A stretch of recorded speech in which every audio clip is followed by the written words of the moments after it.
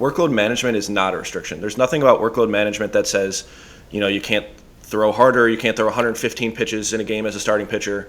All it's saying is that like you can't just wake up one day and throw 115 pitches in a game. You can't just wake up one day and throw, a 5-mile-an-hour PR. It's the freedom of knowing that everything I've done to this point has prepared me perfectly for this moment.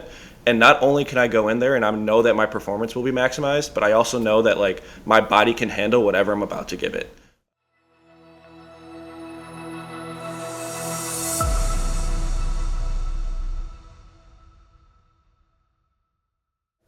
Welcome to the Driveline Baseball Podcast. Today we're going to be talking all things Smart Reports, which is a brand new feature for Driveline pitching and soon to be hitting as well.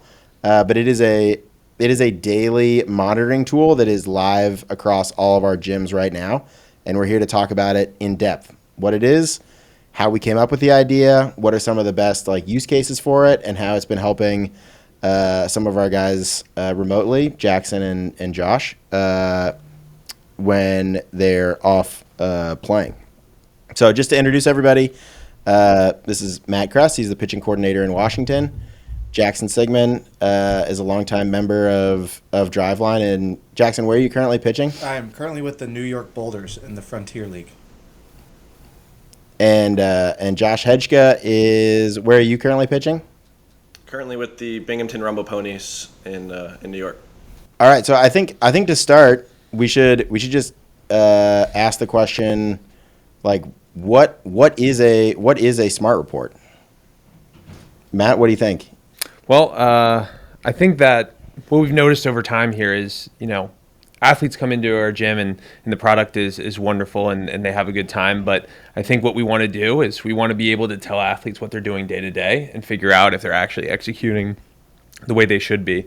I know Joel Condry, one of the other trainers here, he had been a big advocate of talking about when I interact with athletes, I have a hierarchy of needs, a triangle of needs that breaks down what's important and then what isn't important until you figure out these lower rings of the ladder. Mm-hmm. And so some of the lower pieces were things like being good in the weight room. So we do that via our jump tests and our IMT people. Recovering well, making sure you're sleeping, getting the correct amount of nutrition in and calories intake. And then the last one would be execution, which is one that historically has been hard to quantify. And so what ended up happening, I think, is Jackson, Josh, and a lot of other people were talking about ways to make a report that makes Pulse very digestible and easy to understand. And so I think that's where some of these guys that have this 80 grade knowledge of Pulse have spent a lot of time looking and sifting through the data have come up with a really good system.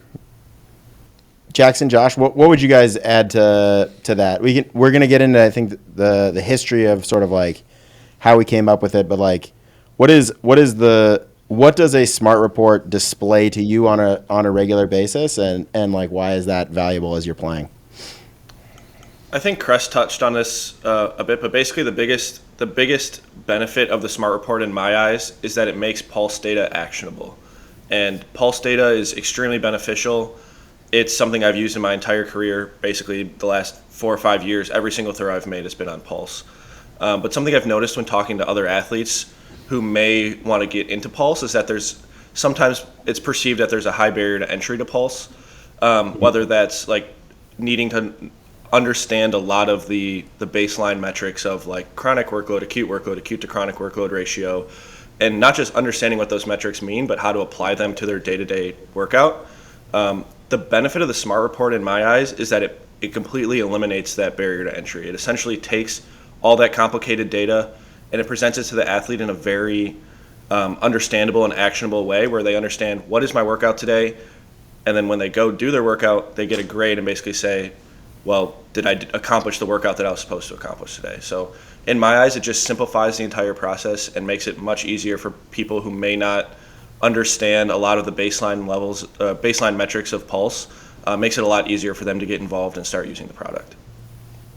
Yeah, I mean, I think we all have a pretty similar understanding of it, but it's very easy to quantify if you've had a good velo day, right? Your velo was better or worse than last time, but the days in between, It was just a method of giving a bit more quantifiable and tangible goals. So that way you are always actively engaged with your training versus thinking, oh, well, today's not a velo day. It doesn't matter. I can do whatever I want. And all of a sudden you're actually hurting yourself leading up to that day that you actually want to perform well on. So as a way to like keep the athlete engaged with what you're doing on a daily basis, so you are executing the program to like its specifications. Is that a problem? Like guys like don't do the workouts well? Oh yeah, absolutely. I mean, I can even cover a little bit of that. I think what we've noticed early on here is, Kyle has been talking a lot about using large language models, AI, to break down what's going on, and so we've been using that in the background, trying to figure out if this is like actually an issue. And I think the funny thing that we've quickly learned is the recovery, the hybrid Bs, like those lower intensity workouts are actually some of the ones that are blown out the most in our current system, which I think is an interesting finding that definitely points towards a world where, athletes needing some sort of tangible goal to be hitting, and that usually comes down to like the arm speed. So knowing what their ranges are, knowing where they should be, knowing how they're being graded, knowing what that workload, that total throw count amount looks like is just like something that I think the general population is actually probably blowing out, and they don't even know, which is crazy. And it puts a really interesting position for something like Pulse, where there's really nothing else on the market quite like it that's cost effective, that can tell you if you're actually blowing out that intensity, and then our ability to put together that in a really digestible format within the app is just something that I wish I had when I played. That's for sure. Sure. Yeah, speaking anecdotally from my experiences in professional baseball, most guys have no understanding of the intensity they're throwing with on a given day.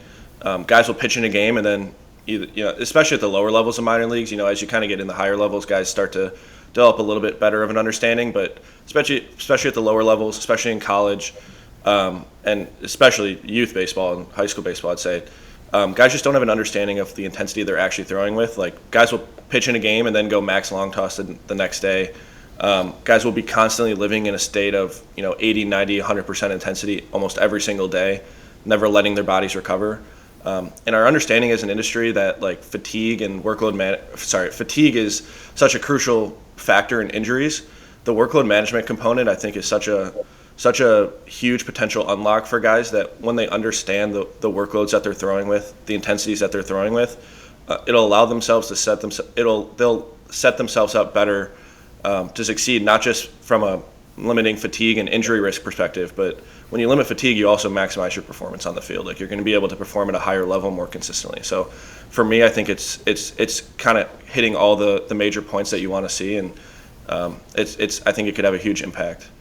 One question that I have is, I think Josh, you touched on this, but I'd be curious what Jackson thinks is like. We talked about the blessing of having like one single number to look at. Like, you don't have to open up the app and do division or by dividing acute workloads by chronic workloads. So there's value in just like opening it up and seeing like, hey, this is like simple digestible information. But what is that information? Like, how are you using it to be like, oh, this is the information that the report is displaying to me, and this is the action that I'm taking? Like, what are those two things for you guys specifically as you're like navigating games? So I think the first thing that we're all trying to figure out is like, what's going to give me the best chance to not just perform today, but perform throughout the whole year.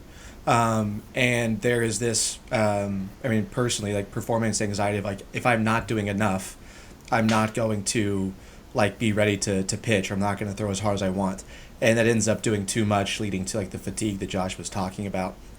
So having a number that says, hey, this is like the range you should be in for a day, gives you confidence in your work that you did the right amount of work to be mentally, to be physically ready for the game that night, or if you don't get in the game that night, the next day.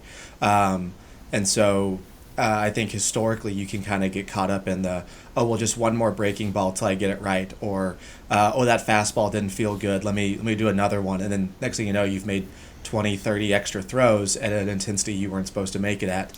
And then you go in the game that night, your velo's down, or maybe the velo's not down, but you don't have feel for your pitches, because fatigue doesn't just manifest itself as velocity, it manifests itself in a bunch of other ways too.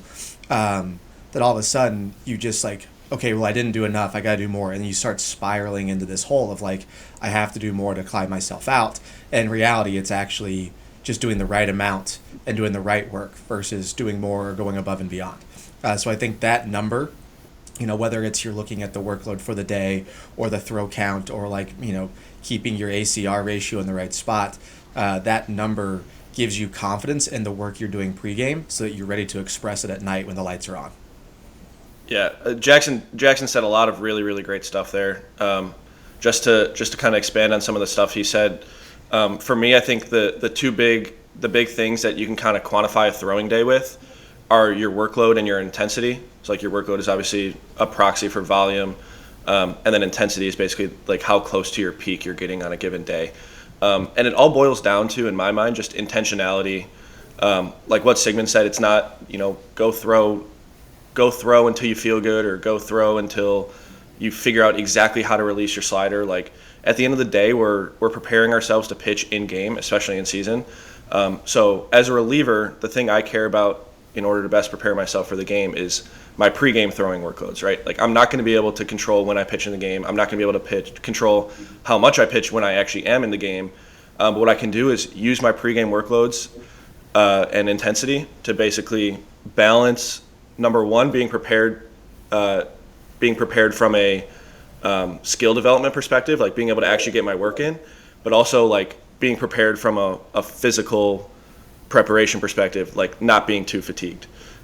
So every day when I, have my pregame, when I do my pregame throwing, it basically boils down to like how much workload do I have to play with today, and like what is my intensity that I can throw in my pregame workload, and how do I best allocate that to get the work in that I need.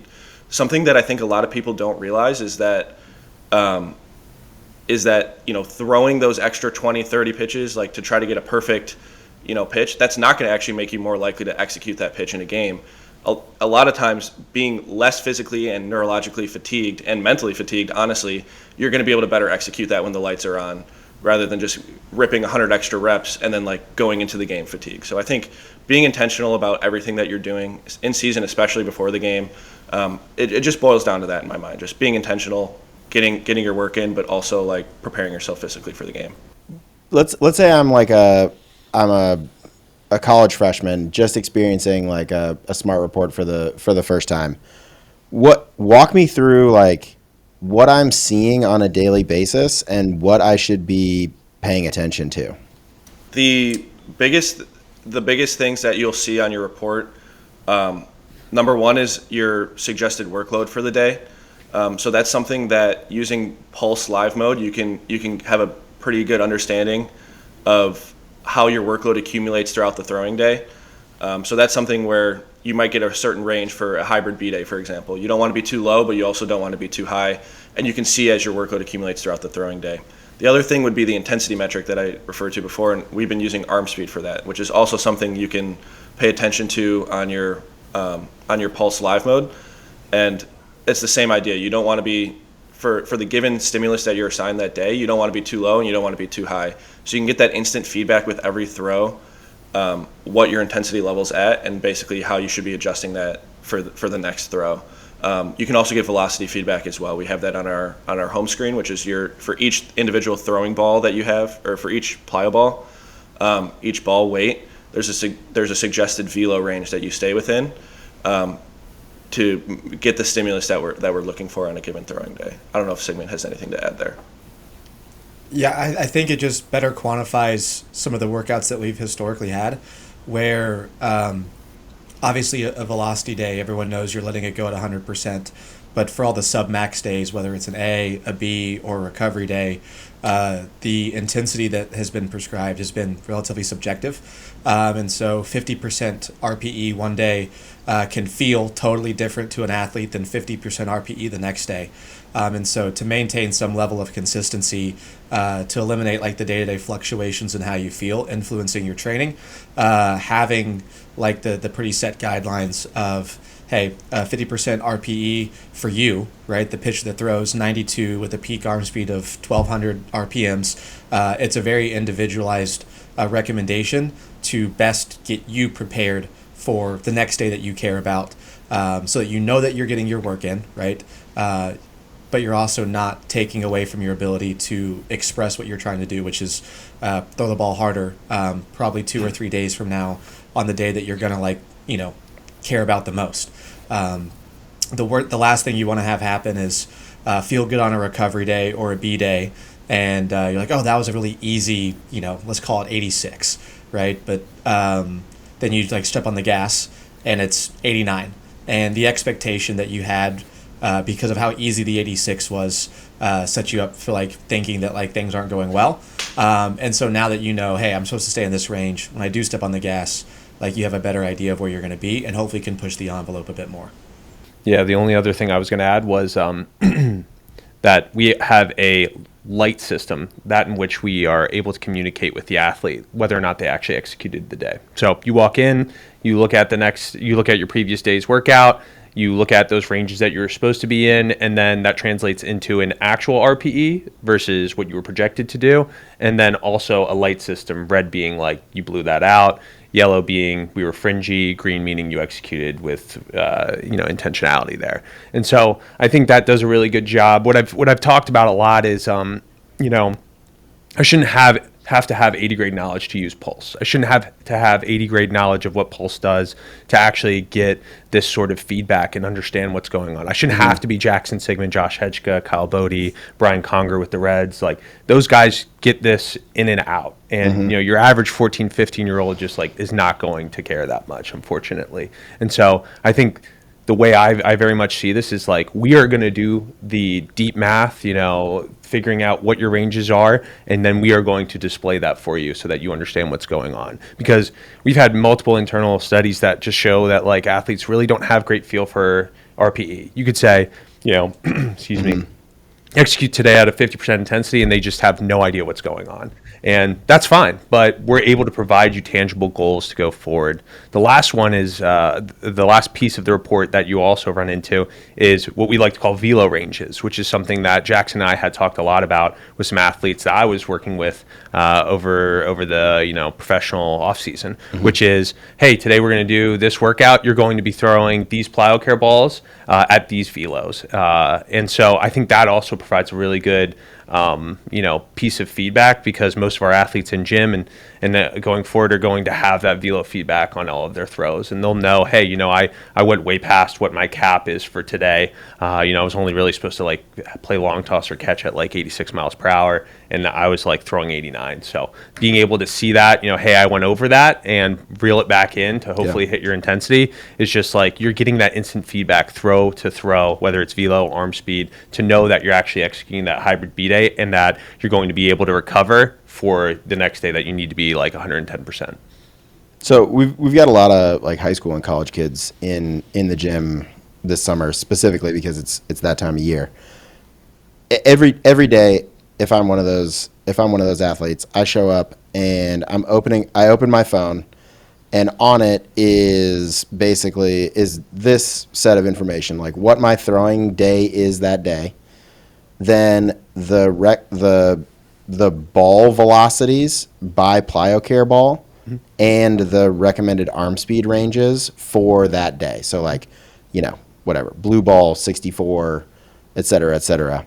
And then I'm getting some sort of score from yesterday that says hey, you did a good job yesterday, or you didn't do a good job yesterday.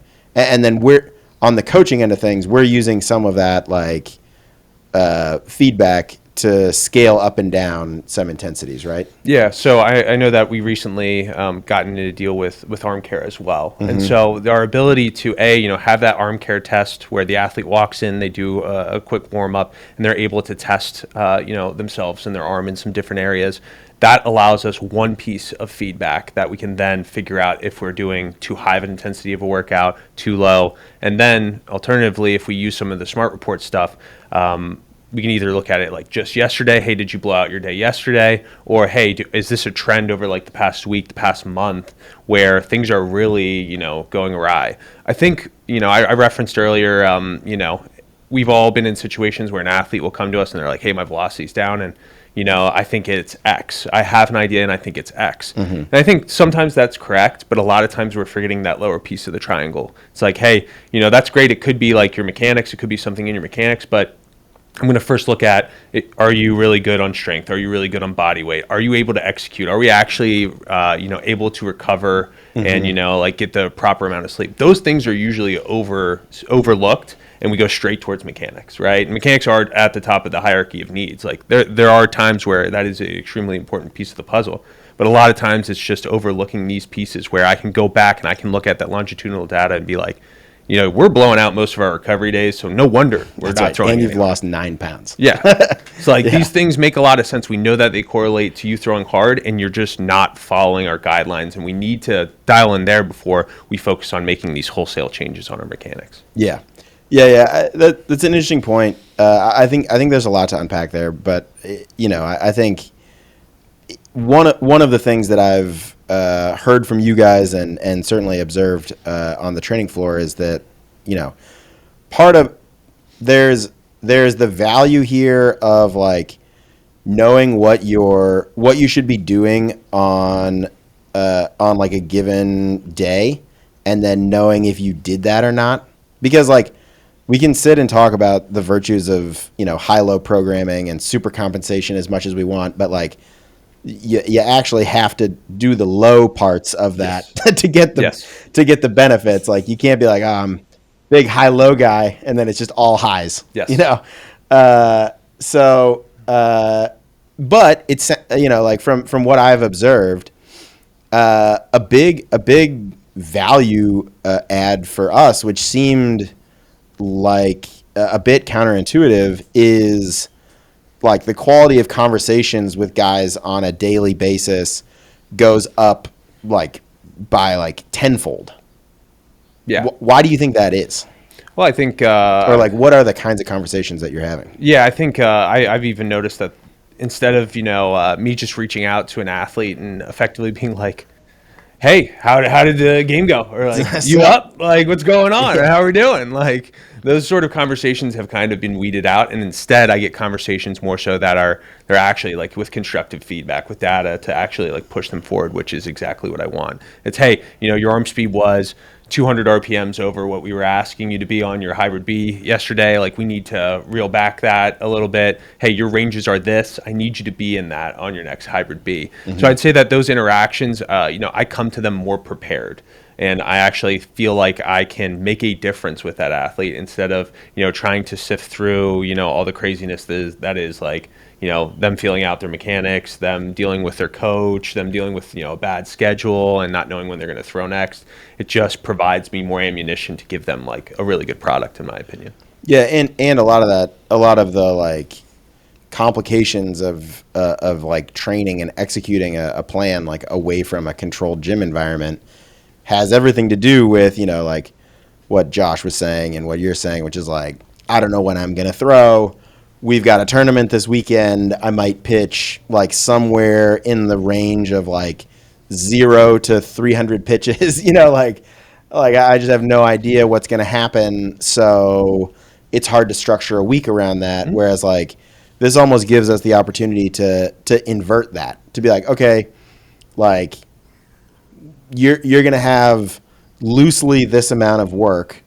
Let's get you up to this level to prep, and then we'll let the games like fill in the difference. Yeah. As an athlete, I think one of the things that initially sold me on Driveline is how compelling the motion capture product was. Basically, I can come in, I throw in the motion capture lab and I get a report after that basically breaks down everything about my mechanics, how it compares to other athletes. And the beauty of it is that I can retest in, a couple weeks or a couple months and basically see how I improved. I think currently before the Smart Reports, the Pulse product was the equivalent would be we go to the motion capture lab and you don't get a report after. You just get the raw motion capture data and you kind of have to like figure it out. And I think Smart Reports are the first step towards, it's essentially the motion capture report version of that product, which allows athletes to have more ownership of what they're doing on a day-to-day basis. They can understand it more. They have a better context for what they're doing, which allows them to have better conversations with fellow athletes and their trainer. And then it allows them to see their progress over time, which I think is like it's in the spirit of like that Driveline mocap product.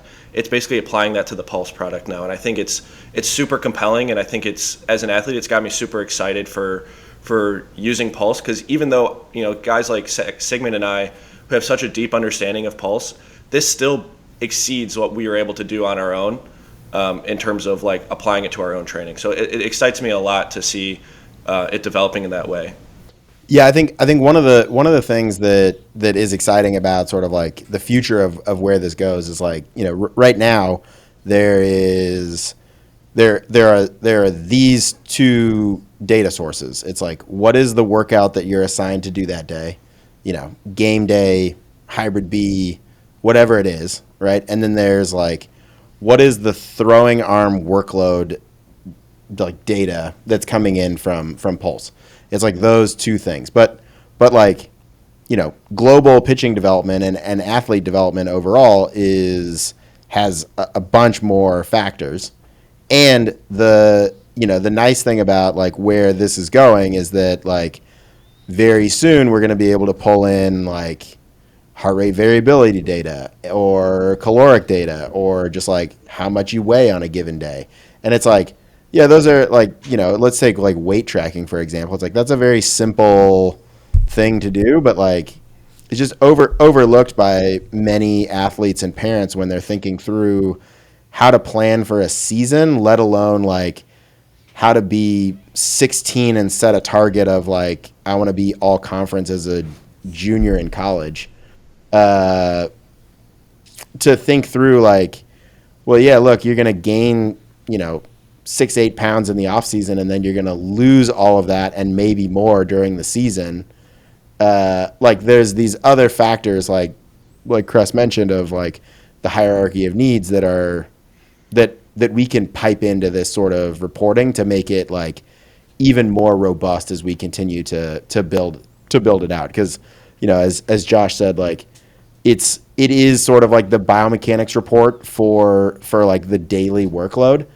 But also, like, our biomechanics report has like 9 different iterations of it, and like version 1 was definitely not what the current version is, and I suspect in 8 to 10 years we'll be embarrassed about the work product that we're putting out today. So yeah, I guess like how would you as a trainer start to utilize the like additional reporting capabilities that are coming down the pike too? Yeah, I'll spend a little time on that. Like, especially on the lower intent days, what we're really interested in is like this execution aspect. Something that really quickly happens, right, is as you progress through your program, your workload gets in a good spot. Throwing fitness is in a good spot. Then you start doing like velocity workouts, which I think when a lot of people think about Driveline, they think about, I'm going to come here and I'm going to do velocity workouts. And so on those days specifically, those are days that I don't care as much about what's going on the Pulse. I want it working in the background. But I think new iterations of Project Smart reports have the ability to tell you, hey, you did a plyo velo today, and given these weights, we project you to throw X. We project you to, be able to throw, 2 miles per hour harder than what you did in the mocap lab, which is really a really cool thing. I mean, the amount of times that I'm standing on the plyo while working out here in Washington, and we do one of those workouts, athlete PRs on a bunch of balls. He's like, yeah, so what does that mean? And I'm like, yeah, I mean, that's a great question. And we do have the back end tools, but for the ability for us to have a frictionless system that you walk in tomorrow, or you check the app later on in the day, a couple hours, and it's like, yeah, this is what, this equals, your blue ball at 70 equals this with a 5-ounce baseball off of a mound, is something that, I think just like it hits us in our scarcity brain. I was talking about this with Brett Cook, one of our other trainers, which is, we just crave that information. It's going to be, I think athletes are going to be in a position where they just crave having that feedback loop, that tight feedback loop of, I did X today and I know that I'm getting slightly better. And hey, I executed my recovery day yesterday and I did it to my intended workload and my arm speeds. And I know that I'm getting 1% better today. Yeah. I mean, I think Jackson brought this up in a different context, but I think is worth restating, which is like, much of the elite athlete's brain is wired around anxiety and performance anxiety, like, and this idea that, like, to push yourself to a limit that you don't conceive of or understand requires executing a program designed to push you there, but also, like, as you experience the ups and downs of that, you can oftentimes get yourself into a pretty tough place mentally, because you aren't getting any sort of reciprocal feedback. You aren't getting, like, the cleanest feedback loop is like, I executed a program and my, like, top end velocity went up 0.1 miles per hour because of these, like, aggregating factors. The difficult place is when you're like, I'm so close to having my slider dialed in forever, right? Like, it'll just be 3 more throws down the line and then I'll never lose it again. It's like that's like this, like, self-defeating mentality, but it also exists with, like, it exists with, like, program execution and all these other factors. And I'm curious, Jackson, like, how have you seen that play out in like your own sort of road back from injury and into, like, competing this year?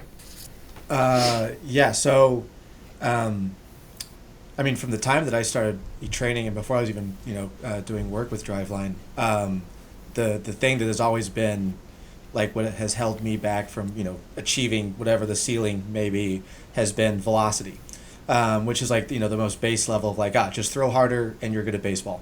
And so when that's the one thing that you're told, every day that you don't hit the velo that you're being told is, like, your golden ticket to being really good at this game, is you feel like it's a day that you've fallen behind. And so, I mean, that could even go as far back as like my first off-season training, when the running joke around the gym was hybrid B, hybrid blow it out, because it's like, oh yeah, if you feel good, let it rip. And if you can, if you can survive it, you just pumped a bunch of stimulus into your body, you handle it, you come out the other side and you're great. But that might not be the best way to train, chasing, going from 91 to 95. But when you're in that day and you see, a recovery day, it's like, I threw the ball 65 miles an hour today. I didn't get any closer to throwing 95. That's actually the wrong way. And so having these goals and then having them, like, tied back to not just, like, anecdotal data, but also, like, hard evidence that says, like, this is setting you up for success, makes it easier on the athlete's side of, oh, okay, the reason I'm throwing 65 today is so I can push the envelope 2 days from now and get the most out of the day that we're really chasing, right? Now, coming back from injury, you want to make sure that you're stacking the intensity properly. And so a lot of, like, what kind of inspired, and I think Hejka too, inspired our work on this, is we really liked having tangible goals in our rehab of, like, oh, we're going to build X workload today, and that's going to, like, push the envelope 5% previously, or we're going to, like, achieve a new arm speed, or we're going to find plus 2 miles an hour from last week on this day. And that's something that has both gotten us, back to competing and feeling really good. But then usually you see when someone rehabs and they go back into normal training, it's a totally separate program. There isn't, but despite it being the same principles, albeit on a slower or more accelerated timeline. So the tangible goals that we liked in our rehab, all of a sudden you go back to normal training and it's like, oh yeah, just do a B day, 70%. And we're like, what the heck is that, man? And so being able to, like, take some of these concepts and scale them out has been really fun. But the other thing too is, like, it's not meant to be a limiter or a governor, and take away from like the pursuit of ball velocity. It's just supposed to be allow you to maximize the day where you can, get the most out of yourself versus going into it not feeling 100% or not having the ability to draw from something deep down, because you're going to get more out of like letting it rip at a full engine versus getting a couple max effort throws days before to test it out and then try to draw from that. And at first it might not be a big deal, but like as you slowly kind of build up that chronic fatigue, it manifests itself down the line. Yeah, a whole lot of gold again from Sigman. I will point out that he's 100% correct. My rehab that I did with Dylan, our Driveline PT, was very structured in terms of arm speeds and like workloads and velocities on a given day, and recognizing how beneficial that was to maximizing the development of my arm is partially like why I think smart reports are so effective for the general population as well. And something Jackson said about it not being a restriction. Like, workload management is not a restriction. There's nothing about workload management that says, you can't throw harder, you can't throw 115 pitches in a game as a starting pitcher. All it's saying is that like you can't just wake up one day and throw 115 pitches in a game. You can't just wake up one day and throw a 5-mile-an-hour PR. It's not a restriction. The way I view it is it's actually the freedom of knowing on a velocity day or on a game day. It's the freedom of knowing that everything I've done to this point has prepared me perfectly for this moment. And not only can I go in there and I know that my performance will be maximized, but I also know that like my body can handle whatever I'm about to give it. So if anything, it's freedom. It's not necessarily a restriction. And I think that's where like it kind of gets lost in the discourse, even not necessarily in baseball, but in you hear about load management in other sports, load management in basketball, and or like these obviously in baseball the more relevant comparison would be towards like innings limits and pitch count limits, and I don't even know if necessarily those are always done with the intentionality that we're doing it with it here at Driveline. And that's kind of what I'm saying. It's right. There's no such thing as like there's no concept in workload management that says, a pitcher can only throw 200 innings this year. All we're trying to say is that we want to make sure you're as physically prepared as possible to handle those 200 innings or to handle those 100 pitches in a game. And I think we have the data and the research to back it up and do that in the most safe way possible, and also in the way that's going to maximize the performance better than anybody else can do it, including, I think, all Major League Baseball clubs. I think the way we do it is so far beyond what I've seen in professional baseball, and I'm in one of the better organizations in terms of like actually using data like this and trying to like be prescriptive with this. And what we do in-house is so much better than even that. And I've heard horror stories about other organizations. So it's just cool seeing it all kind of come together in a place where we do it all and we can kind of put all those pieces together in a way that supports each other. We're all pulling in the same direction. Every department at Driveline is pulling in the same direction. The HP staff, the pitching staff for hitters, the hitting staff, the rehab staff, like everybody's pulling in the same direction, has the same understanding of what's going on. And I think that's why we're going to continue to see such good results with guys who train at Driveline. Yeah, it's interesting because I do think that you're right, that like in the general like discourse around these things, like workload management always feels like this like limiting factor. Like I am thinking back to hearing horror stories about Modus at the time being rolled out to certain organizations, and guys would be like, I get 6 throws today. Like, what am I going to do with 6 throws? I probably threw 6 throws like in my sleep, so. I think it's interesting to think about workload management as a like performance optimization tool, because it's honestly the only thing that matters. And I know that you guys like believe this truly as well because you're currently living it, but it's like there's nothing that's more valuable for the player or for the team than being able to like toe the rubber consistently in like high quantities of innings and get outs with like good enough stuff to be able to do that at the level that you are at currently and aspire to be at. But that all has like, because we're in this world where much of that has been quantified, like we can start to put together numbers around what that looks like, and then you can build specific plans to it. Because like, there's general just like, pants wetting anytime any collegiate athlete like throws over 100 pitches, or you've got MLB starters that can't go 200 innings now.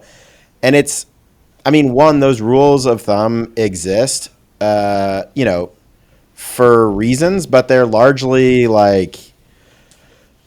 reasons that exist like ecologically, just meaning like, hey, without any real preparation, to your point, Josh, like without any real preparation, like you probably can't throw more than 100 today. Like, or you probably can't throw more than 200 in a given year because like, yeah, we've sort of loosely prepared you for it, but we haven't like specifically prepared you for it. And generally people break when they get around this level. So like, let's just not risk it. Right. Whereas like, if you can grade every day and you can start to understand like, oh man, these last few weeks have been a real downtrend, or like, actually I'm like really dialed, like that starts to put you in this like extremely competitive attack mode where you're like, I'm ready. Like I could, what do you need from me today, coach? Like I can do, like, I've got it. I'm dialed. And that is like, that is the best possible place to be operating from a pitching standpoint, from a hitting standpoint. Like performance-wise, that's the best place to be operating from. It's just like, yeah, I'm the man. I got it. I'm prepared for this. Like, put me in. I can get whatever job you need done. And like ultimately, that's our job. Like our job is to prepare people to be able to be like in that headspace when it matters, when the lights come on. I'm curious, like, are there other success stories or things that you've seen as we've started rolling this out, or you guys have been talking to guys, at your teams, like where guys have like seen the value of this and then started to like have some success? Okay, I was just going to say that I feel like almost the opposite is true, where I've noticed the need for it with some of my teammates, where I have a friend who, for example, he's also religious with using Pulse. He uses it every day. And he was actually signed basically in the middle of the year, almost off the couch, right? He wasn't playing. He got called to sign. So he had to build up extremely quickly. And there was one point in time where he was probably, 4 or 6 weeks into the season, and he had increased his chronic workload like extremely quickly. He went from like a 7 chronic workload to a 12 chronic workload in the course of 4 to 6 weeks, which is pretty fast. It's extremely fast. So he's basically living in like a 1.3 to 1.5 acute to chronic workload ratio for like this extended period of time. And then he comes up to me and he's like, I'm at a 1.0 now. Why is my arm still not feeling good? Like, why is my velo down, etc. And I think it was just this, he didn't understand, or he didn't realize that he had been living in this state of chronic fatigue for so long. Or maybe, I guess he did understand. It's just the demands of what he was required to do, which was like come play in a baseball game. Like, it asked him to build up extremely quickly, right? So he's been living in this state of chronic fatigue because he prioritized, getting on the field like as soon as possible over building up. Like, no one's going to get a call from a big league organization and be like, yeah, no, like I need a little bit more time to build up. Like, obviously he's being asked to do this like really quickly. Mm-hmm. But just like understanding like over that course of time, like that's not a sustainable approach. And he's been living in a state of chronic fatigue. And then that's why his arm's bothering him. That's why his velo's down. And he didn't really have another choice, but I think as we prepare guys for seasons, like at Driveline, and if somebody thinks that they're gonna potentially get signed, like being intentional about those training days and like asking yourself like, what are the demands of the sport gonna like what am I going to be asked to do in season? Am I going to be asked to start and throw 100 pitches every 5 or 6 days? Am I going to be asked to throw one inning every other day or back-to-back days?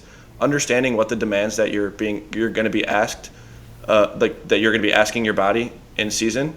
And then we can use these SMART reports to be, so I mentioned earlier that SMART reports are for intentionality on the player side, but I think it's also for intentionality on the trainer side. And so it allows us to be intentional about how we progress a guy to be ready for the season so that he can enter the season right away and be prepared for what's going to be asked of him. And just so I'm clear, like you're saying, like in a world where you're going like couch to field, number one, you're not saying no to that opportunity, but number two, you're saying that like if you use smart reports in this world, you would almost do it in inverse. You'd be like, okay, these are the games that I'm going to have to pitch. So these are the rough workloads that are going to be expected of me during those times. And then this is the remainder of what I have to spend from like a workload capacity so that I'm not just like completely shredded. And then you would take that, you'd be like, okay, I have this much to spend. I'm going to spend 50% of it on like refining breaking pitches and the rest of it on just like general arm care and maintenance. And that's all I can do. I think that's exactly correct. And I think a very similar approach to what you just mentioned can be used for starters in season as well. Yeah. So understanding what each week I know that I'm going to have a workload of 60, for example, in my start day. How much do I have to spend the rest of the week and how should I best allocate that to balance skill development with minimizing my fatigue as I enter my start day. Yeah, and then it's interesting because like what the smart report does is basically like it like helps you adjust the balance, right? So if you're like, hey, I have 100 units to spend this week, 60 of them are going to my start, so I can spend 40 the rest of the week.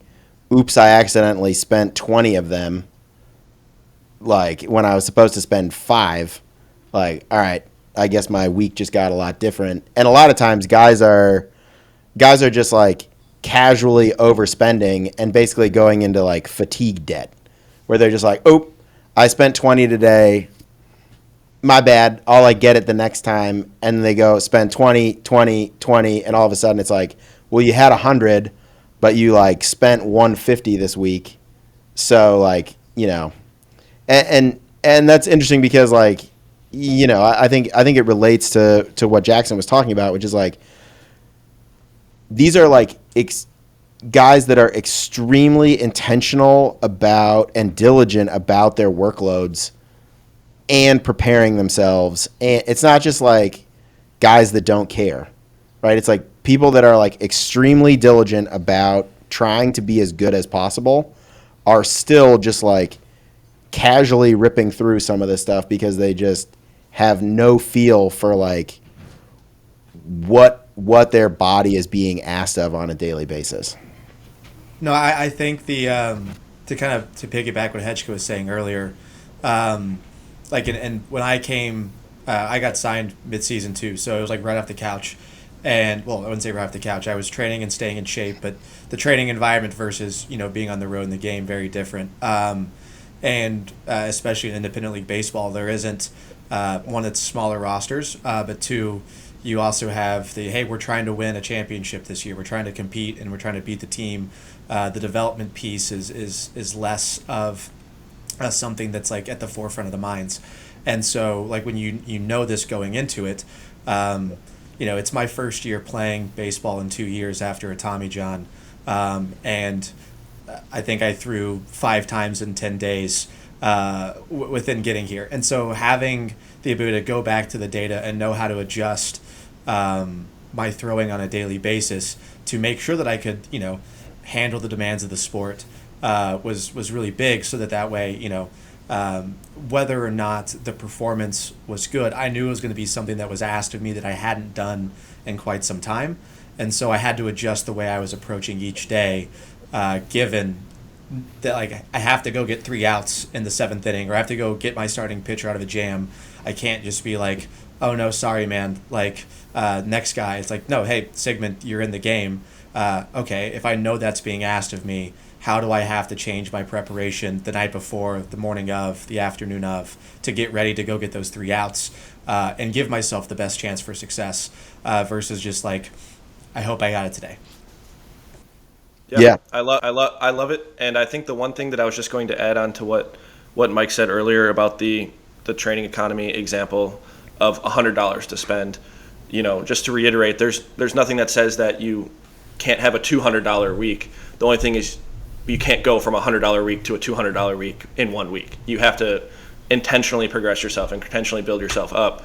But there's no limit, right? There's no upper limit in terms of like, maybe some theoretical upper limit, but like for the most part, I think guys can be prepared to handle what is asked of them on a day-to-day basis.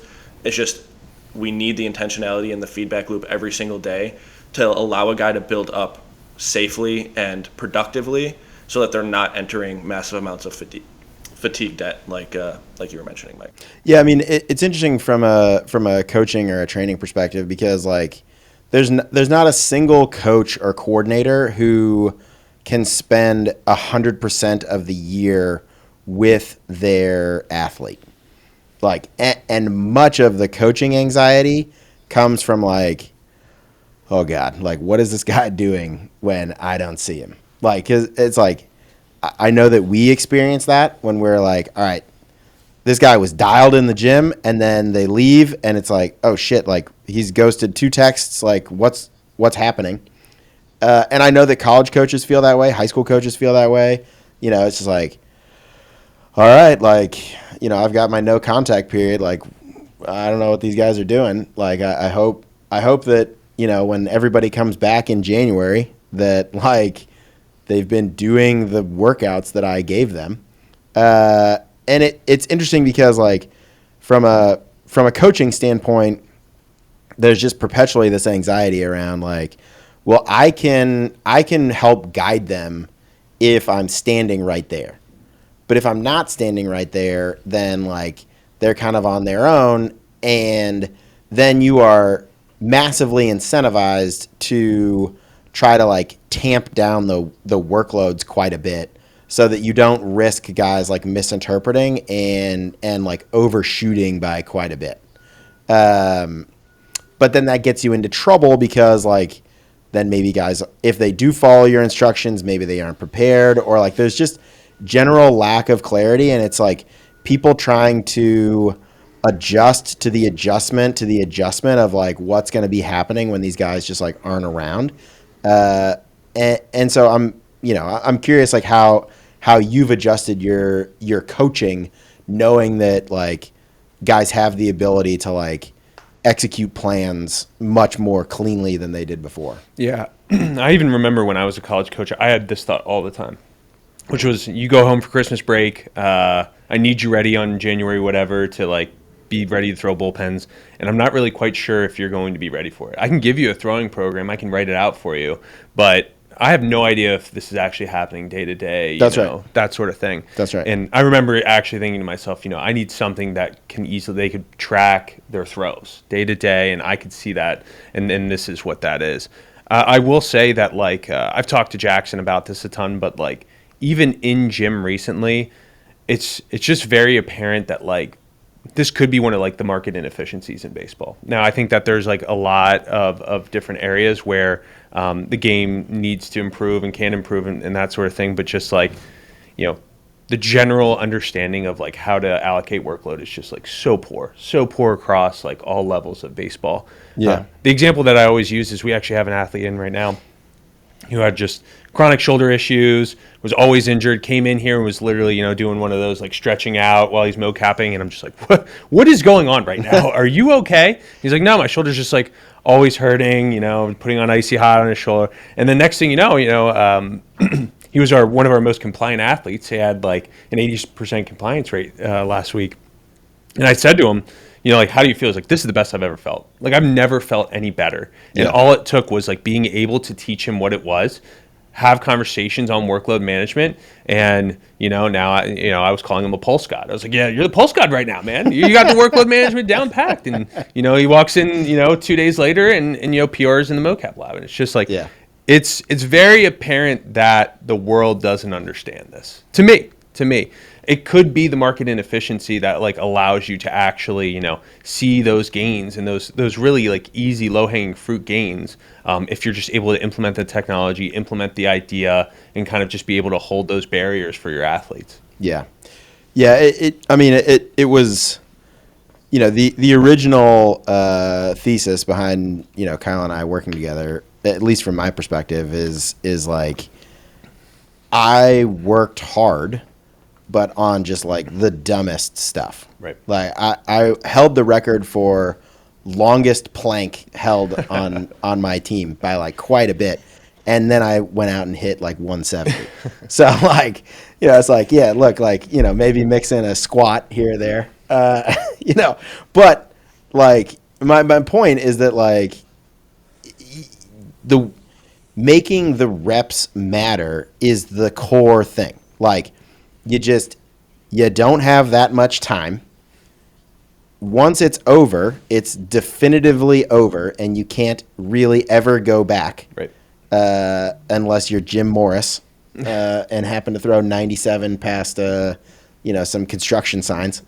But that's that's it. And so like it's basically like it's a one-shot thing. You get a definitive, like your career has a certain number of innings, a certain number of appearances, a certain number of heartbeats, like, and then it's just a certain number of days, and then it's just done. And like making the work matter on a daily basis to where it's not like, because I think, I forget if it was Jackson or Josh who made the point that it's like, yeah, look, like it's easy to, we like velo days and we like game days, because the game days are when you're competing, and the velo days you get like tangible feedback on whether or not you're getting better or not. It's just like, and that is, at least in the off season, like that's the high that guys chase, is like, oh man, like I got better today. Provably I got better today, because I used to throw a gray ball 94 and now I throw it 94.4 or whatever. And it's like, all right. But to be able to see that on the days that are like invisible is really powerful for being able to like change how guys relate to their career, because then it's like, all right, this lift today matters. Like I need to make progress on that. And then that will show up in the SMART report. This recovery day matters today because I need to drill these ball ranges. And then like I can prep myself to go see the top number change like quite a bit. And that is, I think, the most powerful aspect of like what's possible here, is to just make every single rep of every single thing matter to the main goal, which is like, is my stuff getting nastier and can I command it? Mm-hmm. Like that, like that's it. Like, can I take the rubber whenever the team needs me, fill up the zone with nasty shit? Mm-hmm. Like if you can do that, like you're the man. Yeah. And those are the three pillars, right? We talk about availability, command, and stuff. Yeah. And now every workout you could have here in an off season, we can give you an idea of if you're actually getting better at in all of those areas: command, stuff, and availability. Yeah. Like, that's what we're all chasing. Yep. Any final thoughts before we wrap up here? I mean, kind of going back to Kress's point of the market inefficiency conversation. I mean, with Pulse, with some of this stuff, you have the ability to, you can literally map out a pitcher's yearly training plan. You can, whether it's retroactive and then projected forward, or just build one of your own. You have the ability to get down to the nitty gritty as sets and reps of throws that you're making, and see what is asked for them in the season. And then you can play around with various ways to, okay, well, a starting pitcher had 165 innings last year. He throws 95. He has nasty stuff. He doesn't walk dudes. The value for him, obviously chasing more velo or maybe an extra pitch, always good. But if he can throw 25 more innings, he can just get 2 to 3 more outs per appearance. The value there is massive. And if you know that that's his goal, going from 160 to 185 or 180 to 205 innings pitched, if you have the ability to project it out, build it out, and then build the 4 or 5 month training plan to get him ready for that, that's a massive value that obviously manifests itself at the major league level. If that's an market inefficiency at the major league level, it definitely is something that scales all the way down to youth baseball, where there's a better way to train every single pitcher that ever grabs a baseball and give them the best chance for achieving what they want to achieve. Now, that might be different for everyone, but you have the ability to do that now that we have this stuff rolling out. So I think it's a pretty neat project that obviously has the scope that it has now, but it's only going to continue to grow and get bigger as we collect more and more information, see how it impacts people, and then as we pipe in more paired data, seeing actually what it takes to get through a season with 200 plus innings. Just the insights you're going to gain from that is pretty unlimited. So, and I wanted to add on to that. Once again, Siggy dropping some gold. I think the most recent research that I've seen shows that the vast majority, I don't know if vast majority is the correct word, but the most injuries happen at the beginning of a season. And when we think about why, I think it's a lot of times because guys are going into spring training, going into the start of the season, unprepared for the demands that are going to be placed on them in game. And I think we're better positioned than ever using these smart reports and using like all the tools that we have at Driveline to prepare guys for the season better than anybody else. And that means minimizing their injury risk and then maximizing their performance. And I think nobody else can even come close to competing with what we're going to be able to do. Yeah, I truly believe that it is a market inefficiency. There was a time when I was in college and, very new to the industry, and I had thought that, pitch design was like a really hot topic, and I still think that there are a lot of, things that we need to learn there, but, it's just very apparent that not a lot of people know how to manage workloads and get people ready for their season, like Josh was saying there. And I think we're in prime position right now to kind of, put athletes in a position that they're ready for their season. They're ready to find new goals. They're ready to find new heights in their career. Mm-hmm. And I'm really excited about the implementation of these reports and where they can go in the future. Yeah, agreed. It's a whole new world, as Aladdin said to Jasmine. Yeah. All right. All right. Thanks everybody. Thanks for coming on. If you want to check out Smart Reports, they are available by coming to train at Driveline. So if you're an athlete, sign up, come get assessed. We'll walk you through the process.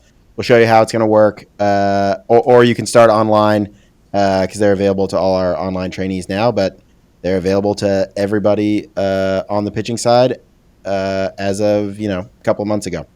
But we're very excited about it, and we think it has a chance to really change the industry yet again.